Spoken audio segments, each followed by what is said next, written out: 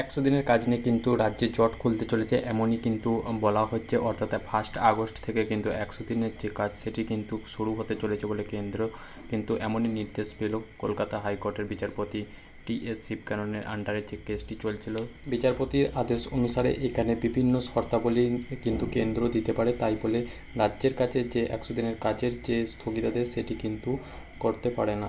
এমন নির্দেশ আসার পর থেকে কিন্তু 1 আগস্ট থেকে বিভিন্ন কেন্দ্র সরকারের নিয়মাবলীর আন্ডারে কিন্তু কাজটি শুরু হতে চলেছে। তাই পশ্চিমবঙ্গের যে সমস্ত দিনমজুর এবং একশো দিনে জড়িত যে সমস্ত খেটে খাওয়া দিনমজুর আছেন তাদের জন্য কিন্তু কপাল খুলতে চলেছে, এটি কিন্তু এখন পর্যন্ত বলা হচ্ছে। শুধুমাত্র যে একশো দিনের কাজ হবে তাই নয়, এটি কিন্তু দিনমজুরের যে দৈনিক যে মজুরি সেই মজুরি নিয়েও কিন্তু আলোচনায় বসতে পারে কেন্দ্র। তাই আগামী দিনের যে ভবিষ্যৎ অর্থাৎ দিনমজুরি যারা একশো দিনের কাজের জন্য নির্ভরশীল হয়েছিলেন তাদের কিন্তু কপালে কিন্তু সুখবর আসার জন্য কিন্তু এই নির্দেশ। বিচারপতির আদেশ অনুসারে ব্যাংক অ্যাকাউন্টে অর্থাৎ সরাসরি ডিবিটি লিঙ্কের মাধ্যমে কিন্তু দিনমজুরদের যে একশো দিনের কাজের টাকা সেটি কিন্তু পৌঁছে দেওয়ার কথা এখানে বলা হয়েছে। তাই এই যে নতুন নিয়মাবলীর সাথে কিন্তু যে অপেক্ষাকৃত একশো দিনের কাজ অর্থাৎ জব কার্ড নিয়ে কিন্তু 1 আগস্ট থেকে এই কাজ শুরু হতে চলেছে পশ্চিমবাংলায়।